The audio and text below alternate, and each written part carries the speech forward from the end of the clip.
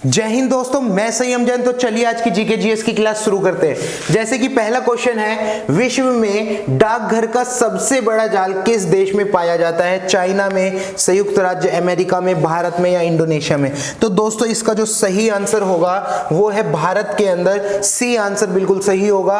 भारत में सबसे ज्यादा जो कि नेटवर्क है डाकघरों का, मतलब सबसे बड़ा जाल पाया जाता है। उसके साथ साथ सेकंड क्वेश्चन है कि गांधी इरविन समझौता किससे संबंधित है? जो गांधी इरविन समझौता है दोस्तों वो है आपके पास सविनय अवज्ञा आंदोलन से संबंधित है। इसका ए आंसर बिल्कुल क्या होगा दोस्तों? सही होगा।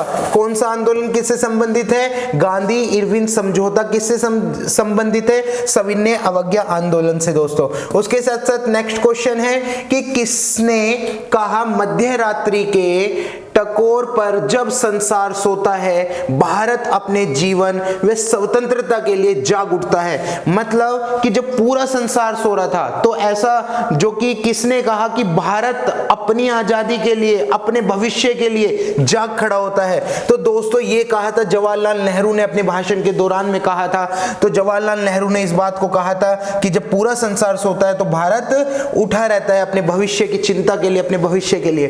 क्वेश्चन नंबर 4 है। क्वेश्चन नंबर 4 पूछना चाहते हैं कि किस लिपि को सभी लिपियों का जन्मदाता कहा जाता है?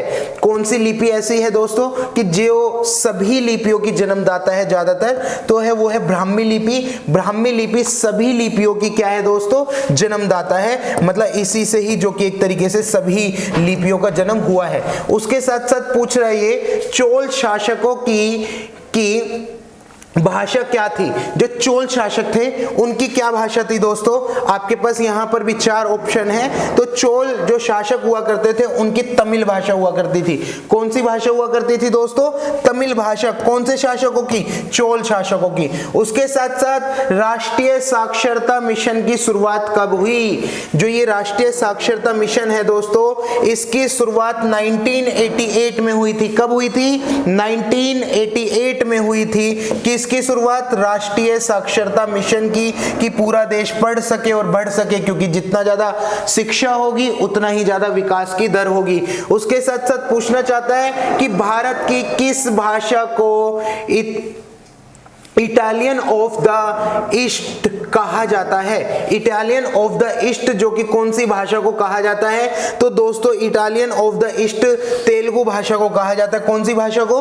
तेलुगु भाषा को इटालियन ऑफ द ईस्ट के नाम से जाना जाता है। उसके साथ साथ ये पूछना चाहता है कि निम्नलिखित में से किस भक्त संत ने अपने संदेश के प्रचार के लिए सबसे पहले हिंदी का प्रयोग किया था? कौन सा ऐसा संत है जिसने अपने जो कि प्रचार प्रसार के लिए, धर्म के प्रचार प्रसार के लिए एक तरीके से उपदेश में जो कि सबसे पहले हिंदी का उपयोग किया था? तो वो है दोस्तों रामानंद।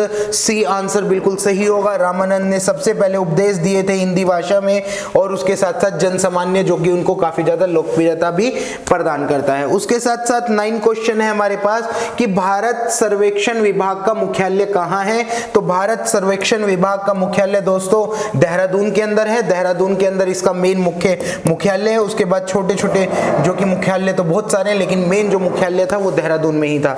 उसके साथ साथ पूछना चाहता है कि भारत की अंतरराष्ट्रीय विमान सेवा है, भारत की कौन सी ऐसी विमान सेवा है जो अंतरराष्ट्रीय स्तर पर काम कर रही है दोस्तों? तो ये है सी एयर इंडिया। जो अंतरराष्ट्रीय स्तर पर आप कहीं पर भी जाते हैं या कुछ भी करते हैं तो जो भारत की एक तरीके से अंतरराष्ट्रीय स्तर पर विमान सेवा जो प्रदान करता है वो है एक कंपनी है जिसका नाम क्या है? एयर इंडिया के नाम से उसको जाना जाता है। उसके साथ साथ पूछना चाहता है कि निम्नलिखित में से कौन ऊर्जा के गैर परंपरागत स्रोत की श्रेणी में आता है? तो ऐसा कौन सा है जो ऊर्जा की गैर परंपरागत श्रेणी के अंतर्गत आता है? तो दोस्तों वो होती है बायोगैस। बायोगैस जो कि एक तरीके से ऐसा कहा जाता है ऊर्जा की गैर परंपरागत स्रोत के अंतर्गत आता है। उसके साथ साथ जो कि निम्नलिखित में से किस प्रकार की ऊर्जा से सबसे कम वायु प्रदूषण होता है। जो कहा गया कि ऊर्जा से सबसे कम कौन सी ऐसी वायु है जिससे सबसे ज्यादा, जो कि एक तरीके से वायु प्रदूषण सबसे ज्यादा कम होगा, तो सौर ऊर्जा होती है ऐसी। डी ऑप्शन बिल्कुल सही होगा, सौर ऊर्जा से सबसे ज्यादा कम एक तरीके से वायु प्रदूषण होता है। उसके साथ साथ निम्नलिखित में से कौन हिंदुस्तानी शास्त्रीय संगीत में से बहुत ही ज्यादा सुविख्यात है, सबसे ज्यादा विख्यात कौन है? तो दोस्तों इसका आंसर सी बिल्कुल सही होगा, एम.एस. सुलक्ष्मी, जो कि शुभम लक्ष्मी, इसके अंतर्गत कहा गया कि ये जो कि सबसे ज्यादा विख्यात है शास्त्रीय संगीत के अंतर्गत, इनको सबसे ऊपर देखा जाता है।